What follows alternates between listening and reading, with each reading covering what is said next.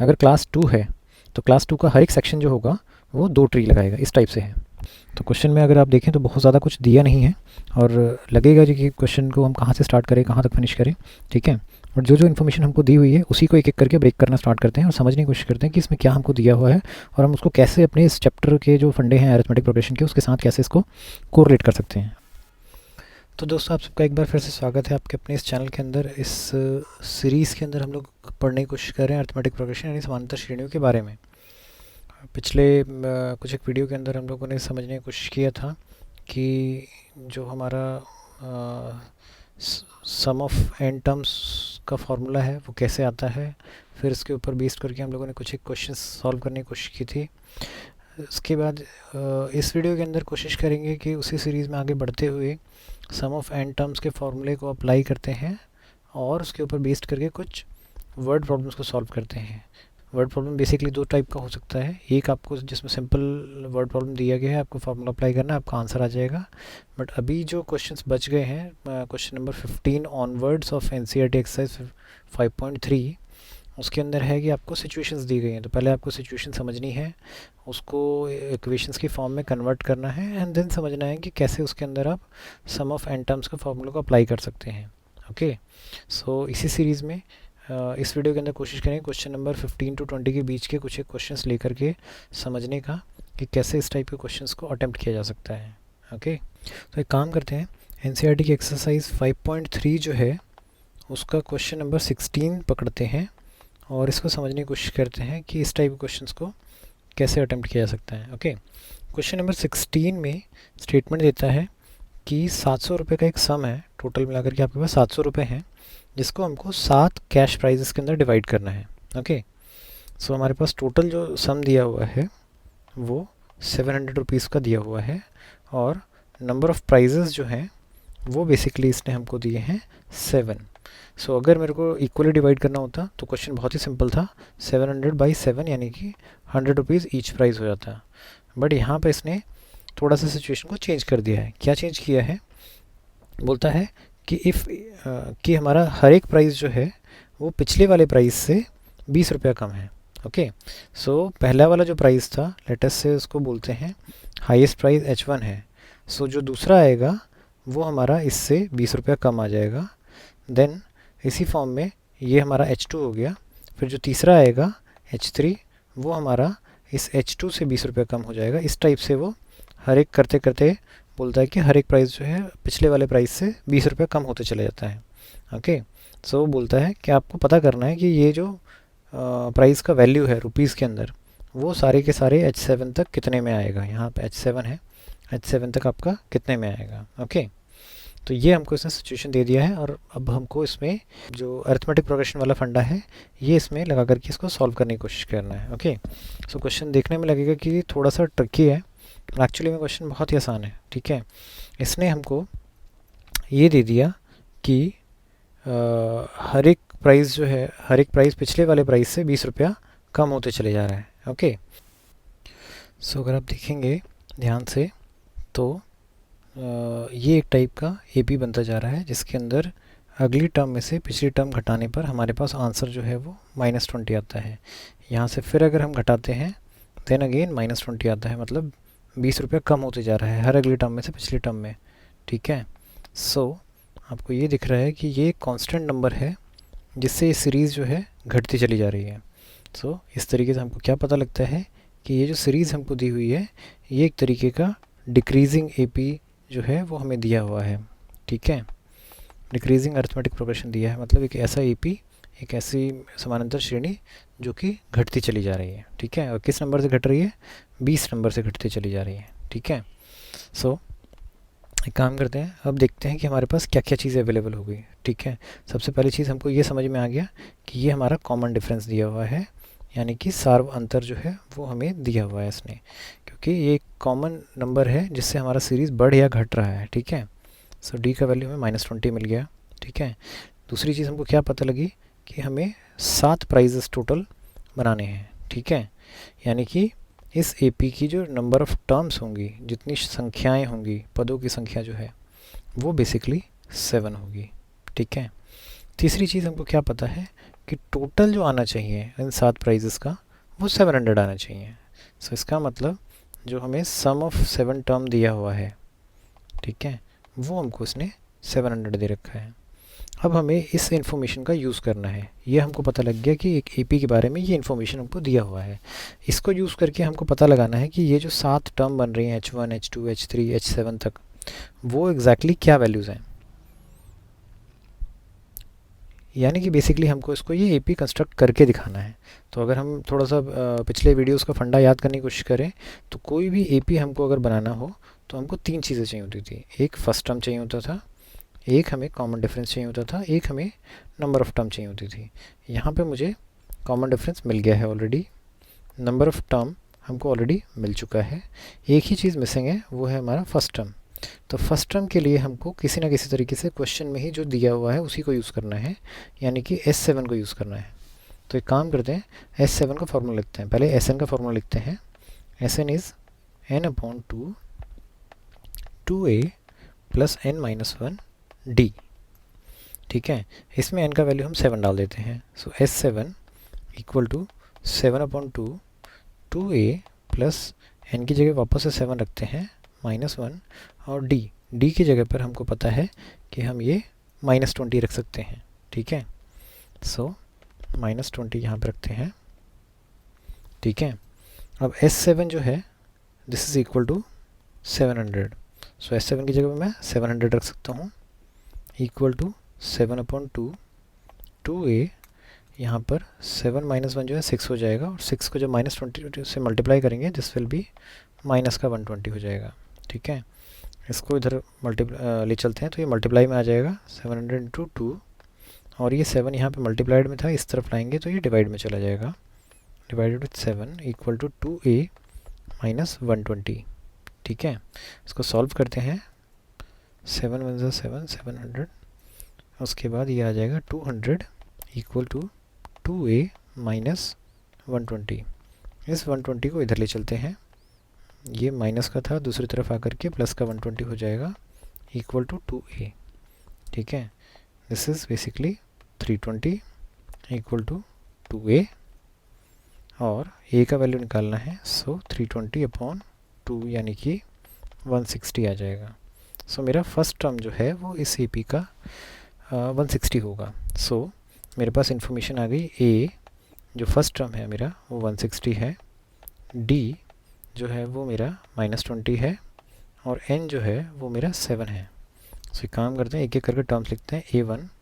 a1 is basically a itself, जो a है वही मेरा फर्स्ट टर्म है, यानी 160 हो गया। a2 जो होता है वो a में d जोड़ते हैं, ठीक है। सो a इज़ 160 और d जो है वो मेरा माइनस का 20 है, so this will be 140। Then a3 अगर निकालते हैं, सो a प्लस 2d, या a2 में d जोड़ दीजिए। सो a2 जो है वो 140 है, इसमें हमें d जोड़ना है यानी -20 करना है, so this will B 120। Again a4 is either a plus 3d लिखें या a3 में d सिंपली ऐड कर दें। सो a3 is 120, d is -20, so this becomes 100. Similarly a5 is a4 plus d, और ये आएगा 100 प्लस में माइनस का 20, सो ये बन जाएगा 80। Then a6 will be a5 plus d यानी कि 80 प्लस में -20, so this become 60। Then last term is a7 यानी कि a6 प्लस d, a6 हमने निकाला 60 और इसमें ऐड किया d हमने, तो दिस बिकम्स 40। ओके, सो इस तरीके से आपने सातों प्राइस का वैल्यू जो है वो निकाल लिया, ठीक है। अगर आप देखेंगे तो ये एक AP बन रहा है, डिक्रीजिंग AP बन रहा है, और अगर आप इसको सबको ऐड करके देखेंगे तो आप देखेंगे कि आपका आंसर जो है वो 700 ही वापस से आ रहा है।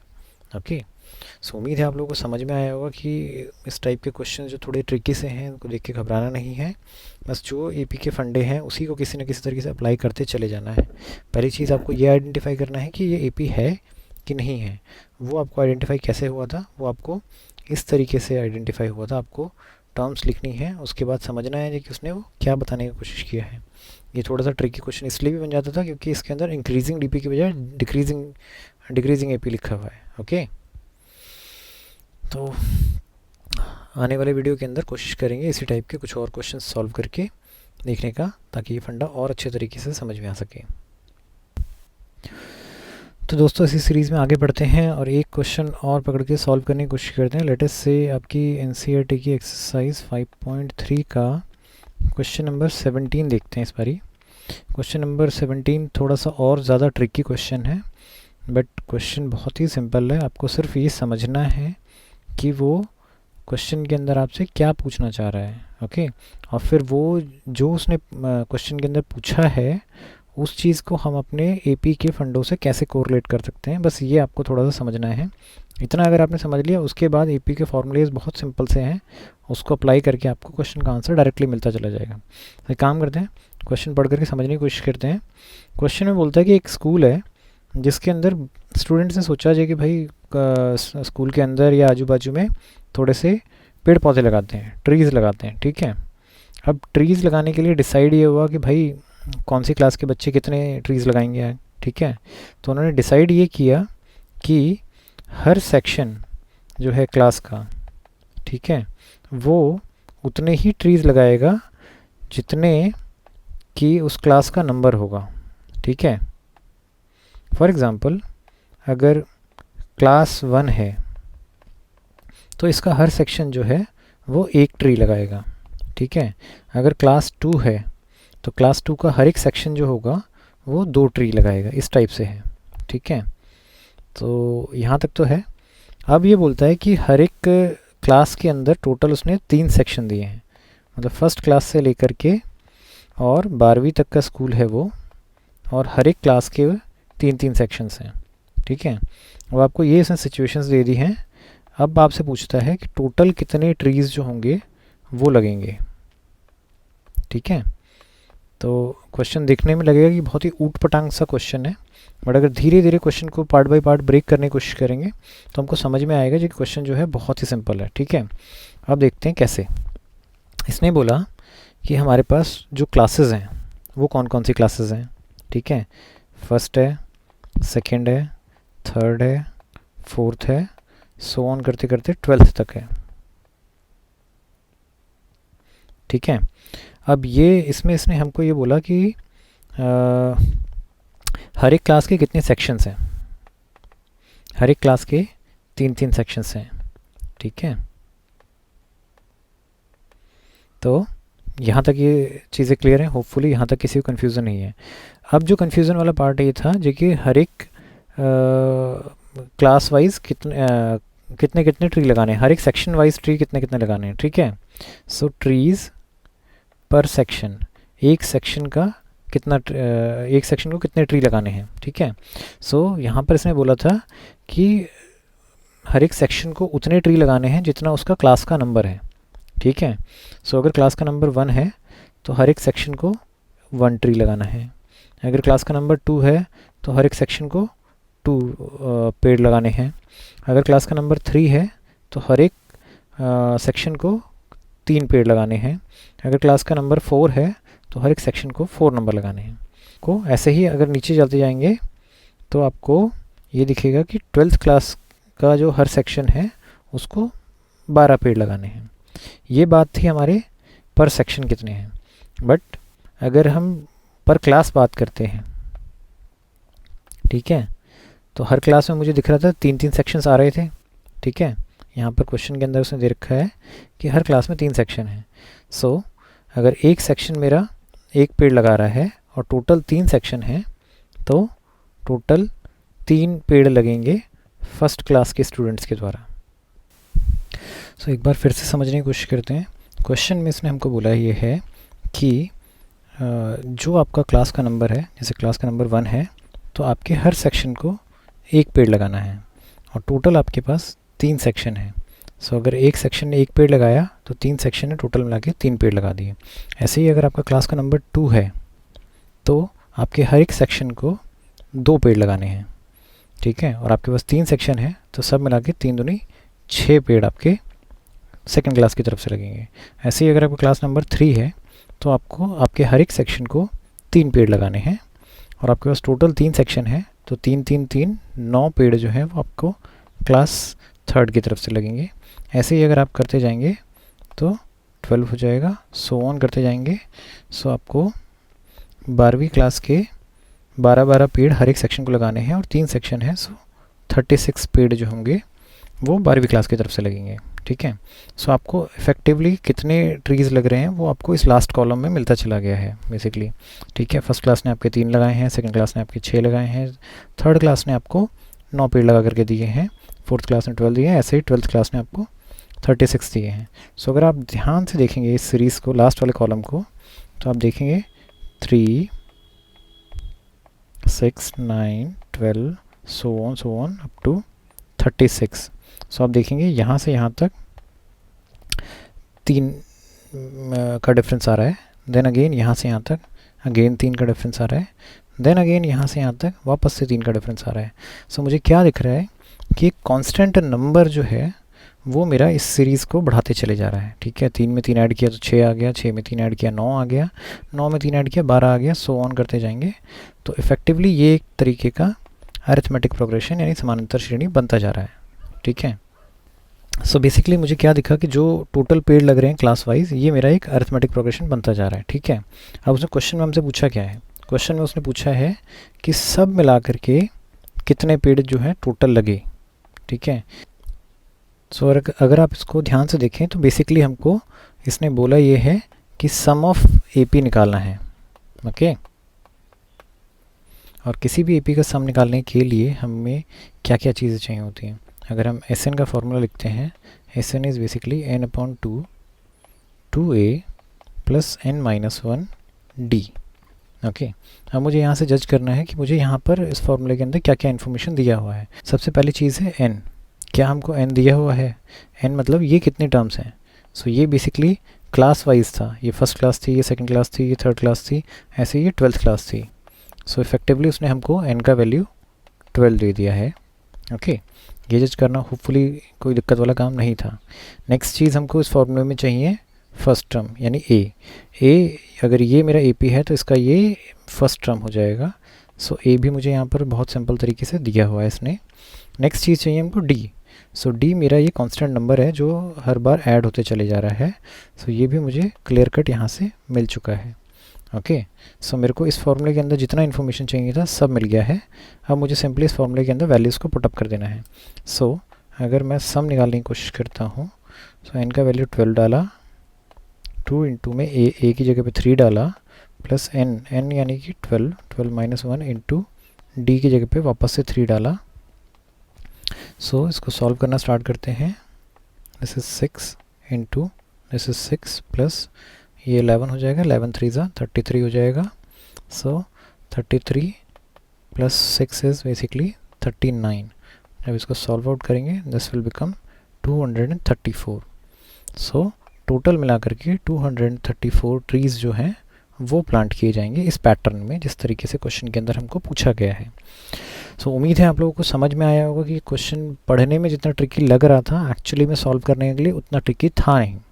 ठीक है, आपको सिंपली जो क्वेश्चन है उसको पीस बाय पीस इन्फॉर्मेशन के अंदर ब्रेक कर लेना है, और उसके बाद ये समझना है कि कैसे मैं इसको AP के फंडे के पैरेलल में खड़ा कर सकता हूँ। बस जैसे ही आप ये चीज़ समझ जाएंगे आपका क्वेश्चन जो है बहुत ही सिंप्लीफाइड तरीके से सॉल्व होता चला जाएगा। ओके, तो दोस्तों इसी सीरीज़ में आगे बढ़ते हैं और एक क्वेश्चन और इसी टाइप का पकड़ करके समझने की कोशिश करते हैं कि इस टाइप के क्वेश्चंस जो हैं कैसे अटेम्प्ट किए जा सकते हैं। ओके, आपके NCERT की एक्सरसाइज जो है 5.3 उसका लेटेस्ट से क्वेश्चन नंबर 18 पकड़ते हैं। ठीक है, इसमें इसने क्या किया है कि एक फिगर ड्रॉ की हुई है। ठीक है, यहाँ पे इसने एक सेंटर लिया, लेटेस्ट से फर्स्ट ए लिया, ए को सेंटर मान करके इसने एक सेमी सर्कल बनाया इस टाइप से, ये यहाँ पे बी आ गया। अब बी को इसने सेंटर लिया और इतना कंपास खोल करके यहाँ से फिर एक और सेमी सर्कल बनाया इस टाइप से। ठीक है, अब इसने वापस से ए को सेंटर माना और इतना कंपास खोल करके यहाँ से फिर एक और सेमी सर्कल बनाया।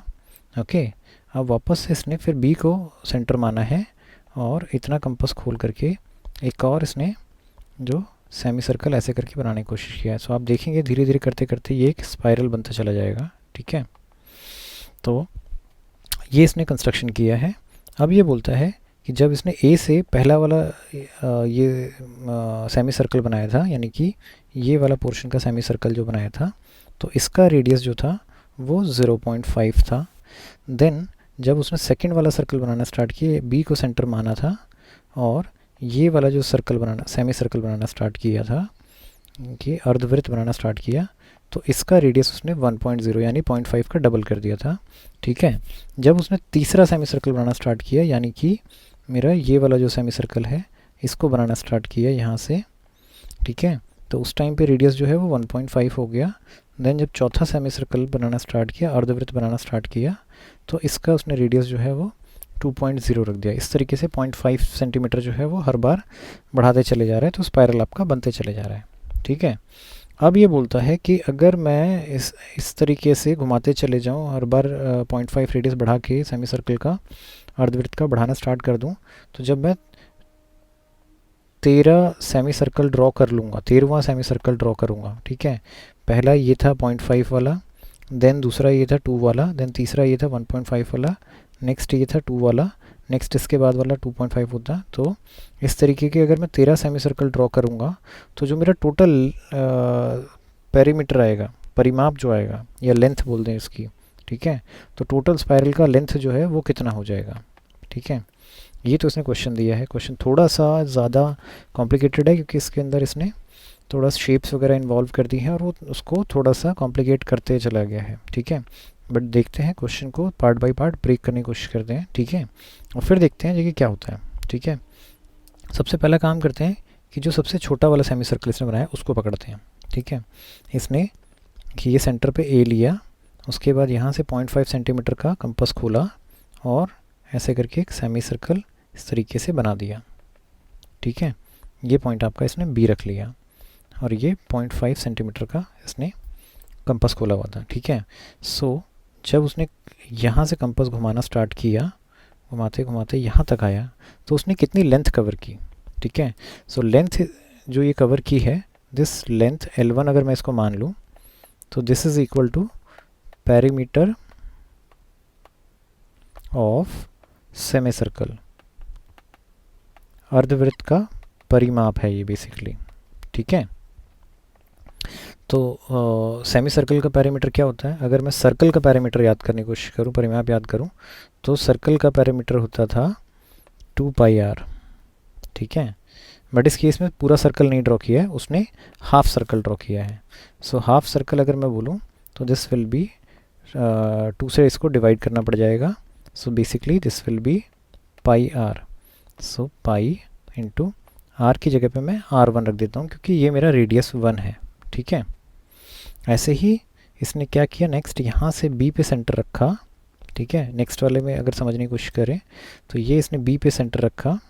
ठीक है, और यहाँ तक अगर मैं इस पॉइंट को सी पॉइंट मान लेता हूँ, तो इसने सी तक कंपास को खोला है और यहाँ से इसने फिर एक और सेमी सर्कल ऐसे करके ड्रॉ करने का कोशिश किया है, अज्यूमिंग कि ये डी पॉइंट होगा। ठीक है, तो अब यहाँ से जो उसने ये आर्क लगाना स्टार्ट किया था, सेमी सर्कल बनाना स्टार्ट किया था, अब इसका लेंथ कितना होगा। ठीक है, अज्यूमिंग कि इसका लेंथ L2 है। ठीक है, सो L2 ये भी मेरे को दिख रहा है कि ये हाफ सर्कल बन रहा है, आधा वृत्त बन रहा है। ठीक है, सो इसका पेरीमीटर अगर निकालने की कोशिश करें तो वो भी सेम फार्मूले पे जाएगा, सिर्फ चेंज क्या आ जाएगा, चेंज आ जाएगा कि रेडियस जो यहाँ पे R1 था, अब रेडियस चेंज हो गया R2 हो गया है। यहाँ पे रेडियस जो था वो 0.5 था, यहाँ पे रेडियस जो है वो 1.0 हो गया है ऑलरेडी। ठीक है, सिमिलरली लाइकवाइज जब मैं थर्ड सेमी सर्कल ड्रॉ करने की कोशिश करूँगा, सो L3 will be pi R3। ऐसे ही जब मैं L4 ड्रॉ करूँगा और इनकी वैल्यूज़ अगर रिलेटिवली लिखना स्टार्ट करें तो पाई इंटू R1 की जगह पे मैंने 0.5 सेंटीमीटर लिया था, यहाँ पर पाई इंटू में R2 की जगह पे मैंने 1.0 लिया। नेक्स्ट जब लेंगे तो पाई इंटू में 1.5 सेंटीमीटर ले लेंगे और उससे नेक्स्ट वाला जब चलेंगे तो पाई इंटू में 2 ले लेंगे। तो ऐसे ही सो ऑन करते जाएंगे अगर, तो देखें कहाँ तक हमको जाना है, 13 तक जाना है। उसने 13 बार सेमी सर्कल घुमाने के लिए बोला है। सो और 13 बार टर्म में जो भी यहाँ पर आर का वैल्यू आ रहा था वो हमको पकड़ करके देखने का है, ठीक है। 0.5 ऐड करते करते, तो इसने पूछा क्या, इसने हमको पूछा कि टोटल जो हमने लेंथ स्पाइरल का बना दिया है, मतलब पहला वाला ये लेंथ, देन दूसरा वाला ये लेंथ, ऐसे ही सिमिलरली 13 टाइम्स तक का लेंथ, तो टोटल लेंथ कितना है। सो टोटल लेंथ कैसे आएगा, मुझे L1 में पहले L2 जोड़ना है, देन मुझे L3 जोड़ना है, देन मुझे L4 जोड़ना है, सो ऑन करते करते L13 तक मुझे जोड़ते चले जाना है। सो टोटल लेंथ अगर मैं देखूं, मान लेता हूँ स्पाइरल का टोटल लेंथ L था, तो this is basically L1 plus L2 plus L3 plus so on up to L13 तक है। L is equal to pi into में L1 में अगर आप देखें तो पाई इंटू में 0.5 था, ठीक है। देन पाई इंटू में नेक्स्ट L2 के लिए अगर आप देखेंगे तो 1.0 था। देन थर्ड वाले में देखेंगे तो पाई इंटू में 1.5 आ जाएगा। सो ऑन करते चले जाइए लास्ट तक, पाई इंटू में जो भी 13th टर्म था वो आ जाएगा, ठीक है। अप टू यहाँ पर 13th टर्म हमें जाना है, ठीक है। सो अब मुझे क्या दिख रहा है इसके अंदर कि अगर मैं पाई कॉमन निकाल लूँ तो 0.5 यहाँ पे ये बच जाएगा, यहाँ पे 1.0 बच जाएगा, यहाँ पे 1.5 बच जाएगा। सो ऑन करते करते करते 13th टर्म तक मुझे जाना है यहाँ पर, ठीक है। अगर मैं पाई का वैल्यू तो मुझे 22/7 क्वेश्चन में दिया हुआ है, अगर मैं ये सम निकाल लूँ किसी तरीके से तो मेरा काम चल जाएगा बिल्कुल। तो बस बेसिकली अब मेरे को ये आइडेंटिफाई करना है कि इसका मैं सम कैसे निकालूंगा। 0.5 plus 1 plus 1.5 plus 2.0 so on up to 13 term, 13वें पद तक मुझे सम निकालना है। तो अगर मैं ध्यान से देखूं तो ये फर्स्ट टर्म है, ये सेकंड टर्म है। अगर मैंने सेकंड टर्म में से फर्स्ट टर्म माइनस किया तो मेरे पास 0.5 बच रहा है। एग्जैक्टली सेम तरीके से जब मैं थर्ड टर्म में से सेकंड टर्म माइनस कर रहा हूँ तो भी मेरा 0.5 बच रहा है। फोर्थ टर्म में से थर्ड टर्म माइनस कर रहा हूँ तब भी मेरा 0.5 ही बच रहा है। सो एक कांस्टेंट नंबर है जो कि मेरा ऐड होते चले जा रहा है हर एक पिछले नंबर के अंदर। सो व्हाट इज़ दिस, ये बेसिकली हमारा एपी बना रहा है। होपफुली इतना क्लियर है, इसके अंदर कोई कन्फ्यूज़न नहीं होगा किसी को भी, ओके। अब मुझे एपी का फंडा लगाना है और इसका सिंपली सम निकाल देना है, ठीक है। सो अगर मैं एपी के एस एन का फॉर्मूला लिखता हूँ, एस एन का फॉर्मूला है n/2 2a plus n-1 d, ठीक है। यहाँ पर मुझे n चाहिए। सो n का वैल्यू मुझे यहाँ पर इसने दिया हुआ है कि 13 टर्म तक इसका सम निकालना है। उसके बाद मुझे a चाहिए। सो a जो है वो मेरा फर्स्ट टर्म होती है यानी कि 0.5 होगा। उसके बाद मुझे d चाहिए, वो नंबर जो कि मेरा हर पिछले नंबर में ऐड होते जा रहा है यानी कि 0.5 ही है। सो मेरे को n मिल गया, a मिल गया, d मिल गया, सब मिल गया। तो मैं ये सब उठा के इस फॉर्मूले में डाल सकता हूँ। सो S13 का फॉर्मूला अगर लिखते हैं, n की जगह पर 13 रखते हैं, 13/2 इंटू 2 इंटू में a की जगह पे 0.5 रखते हैं प्लस n-1 यानी कि 13 में से 1 घटाना है इंटू 0.5, ठीक है। सो दिस विल बी 13/2, 2 को जब 0.5 से मल्टीप्लाई करेंगे सो 1.0 आ जाएगा। यहाँ पे 13 में से 1 गया 12 हो जाएगा, 12 का 0.5 से मल्टीप्लाई करेंगे तो 6.0 आ जाएगा, ठीक है।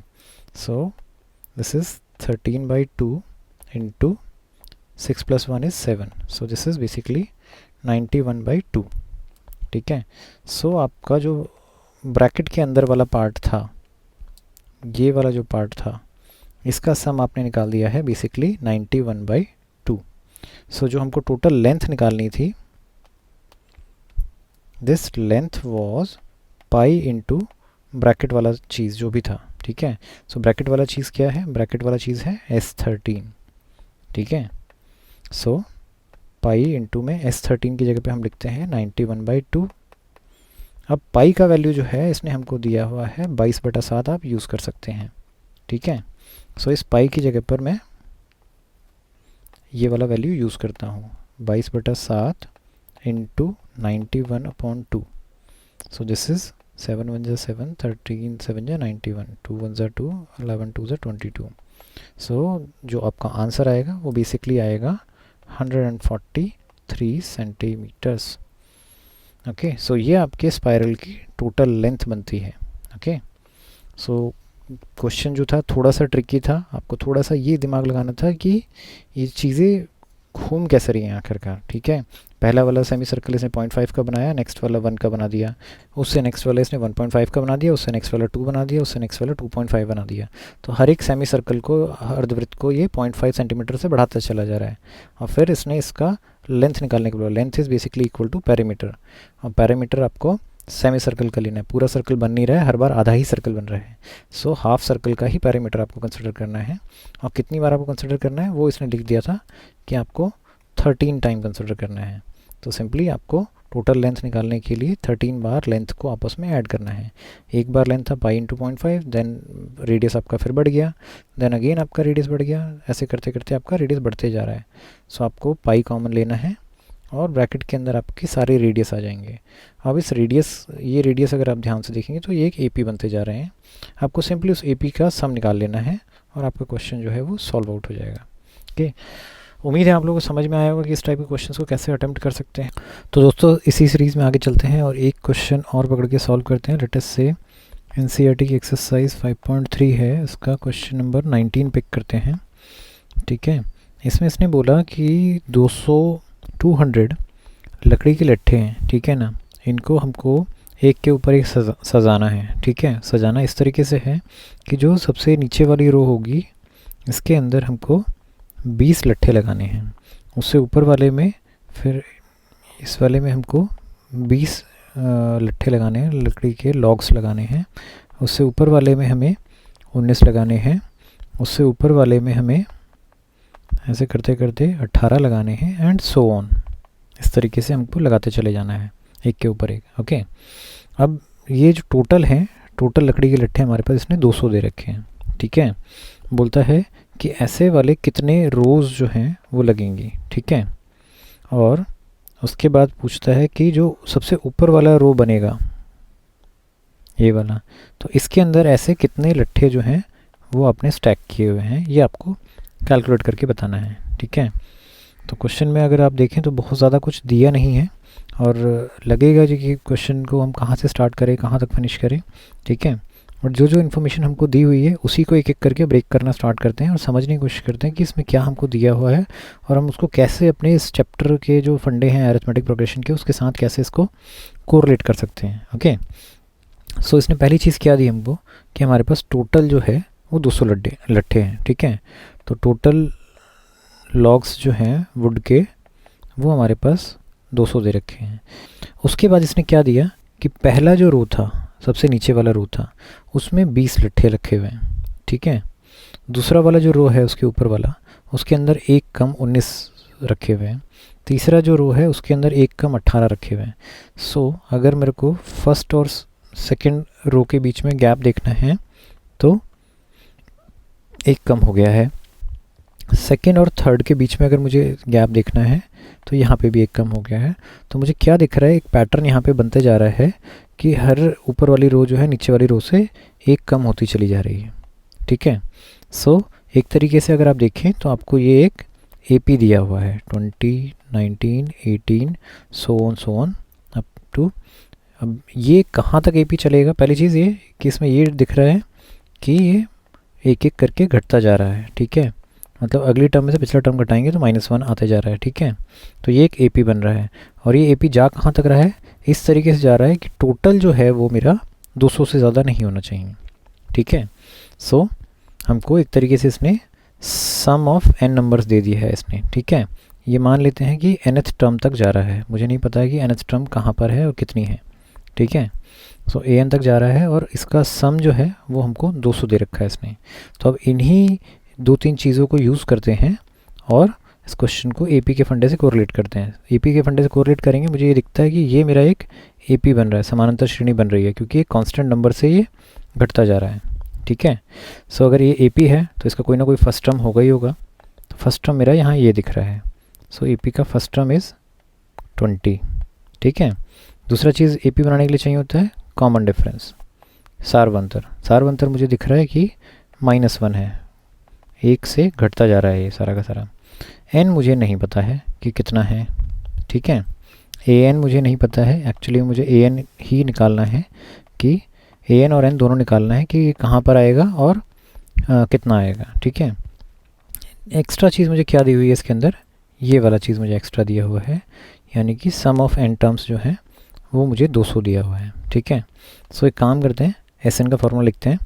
Sn is basically n/2 2a plus n-1 d, ठीक है। अब इसके अंदर जो जो चीज़ आपको पता है वो चीज़ एक एक करके पुटअप करते हैं। जैसे Sn मुझे पता है, Sn की जगह पे मैं 200 रख देता हूँ, ठीक है। n मुझे नहीं पता है, सो n/2 एज इट इज़ रहेगा। 2 इंटू में a की जगह पे मैं 20 रख सकता हूँ, प्लस n-1 इंटू d की जगह पे मुझे पता है कि -1 मैं रख सकता हूँ, ठीक है। सो दिस इज़ बेसिकली, इस 2 को इधर मल्टीप्लाई कर देते हैं, 200 into 2 is equal to n into में 2 इंटू 20 इज़ 40। जब हम -1 को इस n से मल्टीप्लाई करेंगे सो दिस बिकम माइनस का n, और -1 को इस -1 से मल्टीप्लाई करेंगे दिस बिकम प्लस का 1, ठीक है। सो मेरे पास यहाँ आ गया 400 is equal to n into में 40 plus 1 is 41 minus this is n। अब ब्रैकेट को ओपन करते हैं, so this will be n into 41 is 41n, और माइनस में n into n is basically n square, ठीक है। इन सबको उठा के इधर ले आते हैं, सो ये n स्क्वायर मेरा प्लस में हो जाएगा, दिस 41 जो है ये मेरा माइनस में हो जाएगा, और 400 मेरा यहाँ पे प्लस में था ही ऑलरेडी, इज इक्वल टू 0। सो मेरे पास एक क्वाड्रेटिक इक्वेशन बन चुकी है, ठीक है। अब मुझे इस क्वाड्रेटिक इक्वेशन को सिंपली सॉल्व आउट कर लेना है, ठीक है। सो अगर इसका फैक्टर करने की कोशिश करेंगे, ठीक है, तो आएगा n स्क्वायर माइनस इस 41 को ब्रेक करते हैं, लेट अस से 26n minus 15n plus 400 equal to 0। इसमें से n कॉमन लिया, दिस इज़ n-26, इन दोनों में से 15 माइनस का कॉमन लिया, this becomes n, this becomes minus का 26 इक्वल टू 0। अब इन दोनों में से n-26 कॉमन ले सकते हैं, सो n-26 कॉमन लिया, यहाँ पे बचेगा n, यहाँ पे बचेगा माइनस का 15 इक्वल टू 0। सो आइदर मेरा ये नंबर 0 होगा या मेरा ये नंबर 0 होगा, सो n-26 इक्वल टू 0 होगा या n-15 इक्वल टू 0 होगा। सो n का वैल्यू या तो 26 बचेगा या n का वैल्यू मेरा 15 बचेगा, ठीक है। सो n का वैल्यू मेरा 26 हो नहीं सकता है। क्यों नहीं हो सकता है? उसका रीज़न ये है कि आपने जो स्टार्ट किया है वो मैक्सिमम 20 लॉग्स जो हैं वो एक रो में रखे हुए हैं। सो अगर आप 26 रो बनाओगे तो एक एक करके घट रहे हो ना, यहाँ से 20 से 19, 19 से 18, सो 20वीं रो में तो ऑलरेडी 0 हो जाएगा तुम्हारा आंसर। अगर 20वीं रो में 0 हो गया तो फिर 21वीं, 22वीं और 25वीं 26वीं रो के अंदर आप क्या रखोगे? वहाँ पे कुछ भी नहीं रखोगे। सो बेसिकली 20 से ज़्यादा रोज़ तो पॉसिबल ही नहीं है, इसलिए हमारा n जो है वो 26 हो नहीं सकता है, ठीक है। अगर मेरा n 26 नहीं है तो इसका मतलब n का वैल्यू मेरा 15 है। सो बेसिकली मेरे को 15 रो के अंदर इसको अरेंज करना है, ठीक है। 15 रो के अंदर मैं अरेंज कर पाऊँगा इस तरीके से कि सबसे नीचे 20 वुड की लकड़ियाँ होनी चाहिए, उससे ऊपर 19 होनी चाहिए, ऐसे करते करते ऊपर आएंगे। तो बेसिकली आप जो 15th रो है उसके अंदर आकर के आप टोटल 200 लकड़ियों को इकट्ठा कर पाएंगे। अब ये देखना है कि जो सबसे टॉप वाली रो है उसके अंदर आपका कितनी लकड़ियाँ थी, ठीक है। सो इसका मतलब हमको an पता करना है। an के लिए आप लोग जानते ही हैं formula a plus n-1 d होता है, ठीक है। यहाँ पे मुझे a पता है, a is basically my 20 plus n की जगह पर मैं 15 रख सकता हूँ, 15 माइनस 1 इंटू d की जगह पे मैं -1 रख सकता हूँ। सो this will B 20, this is 14 into -1 is minus का 14, सो आंसर आएगा 6। सो बेसिकली जो सबसे टॉप रो होगी उसके अंदर 6 लकड़ियाँ होंगी, ठीक है। तो आपने देखा कि क्वेश्चन थोड़ा सा ट्रिकी ज़रूर था इस बारी, लेकिन अगर आप सिंपल क्वेश्चन को ब्रेक करते चले जाएंगे थोड़े थोड़े पार्ट्स के अंदर, जो जो इन्फॉर्मेशन दिया हुआ है उसको आप यूज़ कीजिए किसी न किसी फॉर्म में। आप देखेंगे कि आपको कहीं ना कहीं आपके एपी के फंडे से इन्फॉर्मेशन जो है वो टकराती हुई चली जाएगी। ठीक है, आपको उसी इन्फॉर्मेशन को एपी के फंडे से कंपेयर करना है और देखना है कि क्या क्या चीज़ आपको दी हुई है और क्या क्या चीज़ आपकी मिसिंग है। जो चीज़ें मिसिंग हैं उनको आपके जो गिवन चीज़ें हैं उसमें से ही कहीं ना कहीं से आपको निकाल करके दिखाने का है। तो बस फॉर्मूले आपके गिन चुन करके 2 ही 3 है इसके अंदर। एक सम ऑफ एन टर्म्स का फार्मूला है, एक आपका nth टर्म का फार्मूला है। सो या तो एस एन वाले फार्मूले से इन्फॉर्मेशन निकलना स्टार्ट होंगी या ए एन वाले फार्मूले से आपकी इन्फॉर्मेशन जो है वो निकलना स्टार्ट होंगी। तो बस आपको यही समझना है कि कैसे जो इन्फॉर्मेशन दिया गया है वो इन फार्मूले से कोरिलेट की जा सकती हैं। ओके, उम्मीद है आप लोगों को समझ में आ रहा होगा कि इस टाइप के क्वेश्चंस को कैसे अटेम्प्ट करना है, किस किस तरीके से वेरिएशन के साथ ये क्वेश्चंस जो हैं आपको दिए जा सकते हैं करने के लिए। ठीक है, तो दोस्तों इसी सीरीज़ में आगे बढ़ते हैं और एक आखिरी क्वेश्चन इस एक्सरसाइज का है, क्वेश्चन नंबर 20 बेसिकली। ओके, इसको सॉल्व करने की कोशिश करते हैं। ओके, इसमें इसने बोला कि आपके पास इसने एक पोटैटो रेस मतलब आलू की रेस लगाई। बेसिकली आलू उठाना है, उठा करके एक बकेट के अंदर डालना है। ठीक है, एक बकेट इसने लगाया इस पॉइंट पर। ठीक है ना, यहाँ से ये रोड है, रोड इस बकेट से 5 मीटर के डिस्टेंस पे इसने पहला पोटैटो जो है वो रखा, पहला आलू जो है यहाँ पे रखा हुआ है। ठीक है, इसके बाद हर 3 मीटर के गैप पे इसने एक एक पोटैटो जो है वो रखना स्टार्ट कर दिया। ओके, ऐसा करते करते करते टोटल मिला करके इसके पास 10 पोटैटो थी। ठीक है, सो पहला फर्स्ट पोटैटो यहाँ है और 10th पोटैटो यहाँ पर है। ठीक है, अब ये क्वेश्चन में बोलता है कि कोई एक कॉम्पिटिटर इसके अंदर पार्टिसिपेट करना स्टार्ट करती है। वो क्या करती है, यहाँ से स्टार्ट करेगी, पहले यहाँ से इधर जाएगी, फर्स्ट वाले पोटैटो को उठाएगी, उठा करके इसके अंदर डाल देगी। उसके बाद फिर वापस से दौड़ करके जाना है, यहाँ तक आना है, सेकंड वाले पोटैटो को यहाँ से पिक करना है, फिर इसको उठा करके इसमें डालना है। देन अगेन वापस से जाना है, थर्ड वाले पोटैटो पे पहुँचना है, इसको उठाना है, वापस लाना है और फिर यहाँ ड्रॉप करना है। फिर ऐसे ही फोर्थ वाले पोटैटो तक जाना है, इसको पिक करना है, पिक करने के बाद वापस से रन करना है और इसके अंदर डाल देना है। ऐसे ही करते करते उसको 10वें इसके लिए भी सेम चीज़ करना है कि यहाँ तक जाना है, देन वापस आना है और इसको उठा करके इस बॉक्स के अंदर डाल देने का है।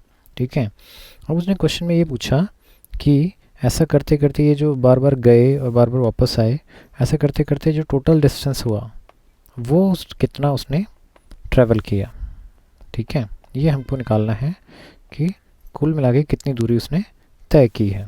ठीक है, अब क्वेश्चन लगेगा कि बहुत कंफ्यूजिंग है, बट अगर थोड़ा सा एपी वाला फंडा इसके अंदर लगाने की कोशिश करें तो आपको नज़र आएगा क्वेश्चन बहुत ज़्यादा सिंपल है। ठीक है, एपी वाला फंडा इसमें कैसे लग सकता है, आपको ये देखना है कि अगर मेरे को फर्स्ट वाला पोटैटो पिक करना है, ठीक है, तो फर्स्ट वाला पोटैटो पिक करने के लिए यहाँ से कितना डिस्टेंस उसको ट्रैवल करना पड़ेगा। बेसिकली उसे ये वाला डिस्टेंस उसे ट्रैवल करना है 5 मीटर का। ठीक है, सो 5 मीटर डिस्टेंस इसको पिक करने के लिए जाना पड़ा, बट सिर्फ पिक नहीं करना है ना, पिक करके उसको वापस से यहाँ तक आना है स्टार्टिंग पॉइंट तक।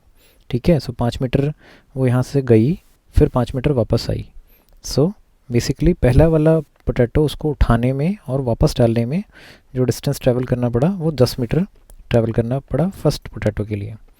अगर सेकंड की हम बात करते हैं तो सेकंड के लिए अगर तुम देखोगे तो सेकंड यहाँ पर है, so this is basically sorry second जो है वो यहाँ पर है। सो 5 मीटर तो ये था ही, उसके एडिशनली 3 मीटर और लग गया। सो उसने यहाँ से स्टार्ट किया, पहले 5 मीटर ये वाले चले, फिर 3 मीटर ये वाले चले, सो 8 मीटर उसने उसको पिक करने में डिस्टेंस ट्रैवल किया। फिर उतना ही डिस्टेंस उसने वापस भी आना पड़ा ताकि वो बॉक्स के अंदर वो पोटैटो को डाल सके।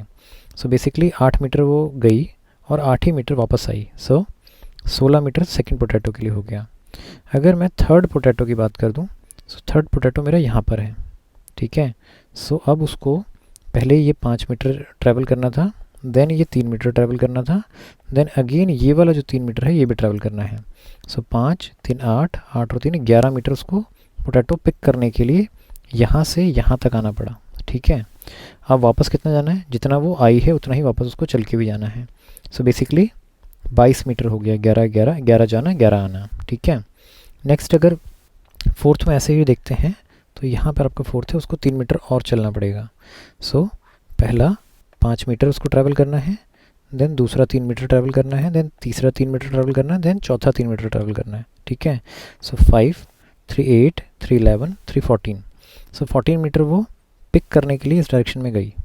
उसके बाद पिक करने के बाद वापस से उसको बॉक्स तक आना है, यहाँ तक आना है। सो 18 मीटर अगर उसने इधर 14 मीटर उसने जाने में ट्रैवल किया है, सो 14 मीटर उसको वापस आने में ट्रैवल करना पड़ेगा। सो इफेक्टिवली उसको 14 + 14 28 मीटर जो है उसको ट्रैवल करना पड़ा। सो ऑन करते जाएंगे तो 10वें टर्म तक आपको चलते जाना है। सो अगर आप इसको ध्यान से देखेंगे इसमें पैटर्न क्या बन रहा है, सो आपको दिखेगा यहाँ से यहाँ तक जाने में आपको 6 मीटर का डिस्टेंस आया है। फिर फर्स्ट सेकंड से थर्ड में जाने में अगेन आपको 6 मीटर का डिस्टेंस आया है। थर्ड से फोर्थ जाने में अगेन आपको 6 मीटर का गैप आया है। सो आप देखेंगे कांस्टेंट नंबर है जो पिछले वाले नंबर में ऐड होते चले जा रहा है, और ऐसा प्रॉब्ली 10th टर्म तक चलते चले जाएगा, ठीक है। सो इफेक्टिवली आपको क्या दिख रहा है कि ये जो है ये एक AP बनते जा रहा है, ओके, समानांतर श्रेणी बनते जा रहा है। और बेसिकली ये आपसे यही जज करवाना चाह रहा था कि AP आप कैसे बनाते हैं। आपने AP बना लिया, अब आपको टोटल डिस्टेंस निकालना है। टोटल डिस्टेंस कैसे निकलेगा कि भाई एक आलू पकड़ने में उसको 10 मीटर का डिस्टेंस ट्रैवल करना पड़ा, 2 आलू अगर पकड़ने हैं तो 10 + 16 26 मीटर ट्रैवल करना पड़ेगा। अगर 3 आलू पकड़ने हैं तो 26 + 22 48 मीटर करना है। ऐसे ही अगर आपको 10 करने हैं तो आपको यहाँ 10th टर्म तक सम कर देना है इन सभी डिस्टेंसेस को, ठीक है। सो बेसिकली आपके पास एक AP बना पड़ा है 10, 16, 22, 28 so on up to 10th term. 10 term वाला एक AP बना हुआ पड़ा है, ठीक है। और इसका आपको किसी तरीके से SN फाइंड आउट कर देना है, ये आपका काम चल जाएगा, ठीक है। अगर AP बना हुआ है तो कुछ चीज़ें आपको बहुत ओपनली दिख जाएंगी। पहली चीज़ क्या है, फर्स्ट टर्म आपका 10 है, ओके। दूसरी चीज़ आपको क्या दिखेगा, कॉमन डिफरेंस, सार्वंतर। कॉमन डिफरेंस यही है जिससे वो सीरीज़ जो है वो बढ़ रही थी, यानी प्लस का 6, ठीक है। तीसरी चीज़ आपको चाहिए होती है नंबर ऑफ़ टर्म्स। कितनी नंबर ऑफ़ टर्म है वो आपको पता है कि 10 टर्म है, ठीक है। सो आपको A मिल गया, D मिल गया, N मिल गया, आपको सारी चीज़ें मिल गई हैं जो आपको एक AP बनाने के लिए चाहिए होती हैं। सो अब इन तीनों चीज़ों को यूज़ करते हैं SN के फार्मूले के अंदर। SN का फार्मूला लिखते हैं पहले, SN is n/2 2A + n-1 D, okay. अब इसके अंदर n का वैल्यू हम 10 डाल देते हैं। सो S10 = 10/2 2 × में A की जगह पे हम रखते हैं 10 प्लस n की जगह पे वापस से रखते हैं 10, ठीक है, ये हमारा 10 था, -1 × D की जगह पे हम रखते हैं 6। अब देखते हैं कि आंसर क्या आता है, ठीक है। दिस इज़ 10/2, दिस इज़ 20, 10 में से 1 गया, 9 बच गया, 9 को 6 से मल्टीप्लाई किया 54 हो गया। So this is basically 10/2 × this is 74। 74 को 2 से डिवाइड करते हैं, दिस विल बी 37। 37 को 10 से मल्टीप्लाई करेंगे, ये आंसर आएगा 370। सो बेसिकली सम जो निकला वो 370 निकला। और ये सम क्या था, दिस सम वाज बेसिकली कि उसको टोटल कितना डिस्टेंस यहाँ से यहाँ तक सारे आलू एक एक करके पिक करने में और वापस उनको बकेट में ड्रॉप करने में लग रहे हैं। सो इफ़ेक्टिवली उसको 370 मीटर का डिस्टेंस जो है वो ट्रैवल करना पड़ेगा, ओके। तो उम्मीद है आप लोगों को समझ में आया होगा कि इस टाइप के क्वेश्चंस को कैसे अटेम्प्ट करना है। क्वेश्चंस बहुत ज़्यादा डिफिकल्ट नहीं है, खाली आपको एक अंडरस्टैंडिंग बनानी है। आपको ये समझना है कि जो क्वेश्चन आपके सामने लिखा हुआ है वो क्वेश्चन AP के फंडे से कैसे कोरिलेट किया जा सकता है। एक बार आपने AP का सीरीज़ बना दिया, आपने अपने क्वेश्चन को AP की फॉर्म में कन्वर्ट कर दिया, उसके बाद आप देखेंगे कि AP से कोरिलेट करके जो जो चीज़ें आपको चाहिए होती हैं वो किसी ना किसी फॉर्म में आपको मिल ही जा रही हैं। बस उसके बाद जो आपसे क्वेश्चन में पूछा गया है वो आपको सिंपली फार्मूला लगा करके सॉल्व आउट कर लेना है। तो उम्मीद है आप लोगों को इस टाइप के क्वेश्चन समझ में आए होंगे। इन केस अगर किसी को ये लगता है कि मैंने कोई क्वेश्चन पर्टिकुलरली बहुत अच्छे से नहीं समझाया या चाहते हैं आपके कोई पर्टिकुलर क्वेश्चन को मुझे दोबारा करके दिखाना चाहिए, ठीक है, तो आप मुझे कमेंट सेक्शन के अंदर जाकर टैग कर सकते हैं। मैं कोशिश करूँगा कि आपके सवालों के ज़्यादा से ज़्यादा जवाब दे सकूँ और हो सके तो उन सवालों के ऊपर कुछ एक वीडियोज़ बना करके अपलोड कर सकूँ, ओके। सो यहाँ पर इसके साथ ही आपका अरिथमेटिक प्रोग्रेशन जो है वो फिनिश होता है as per your NCERT, okay. Next video के अंदर कोशिश करेंगे कोई एक नया टॉपिक सीखने की, कोई एक नया टॉपिक स्टार्ट करने की और उसको अच्छे से सीखने की। टिल देन आप लोग हंसते रहिए, मुस्कुराते रहिए और सीखते रहिए। Bye bye. टिल देन आप लोग हंसते रहिए, मुस्कुराते रहिए और सीखते रहिए। Bye bye.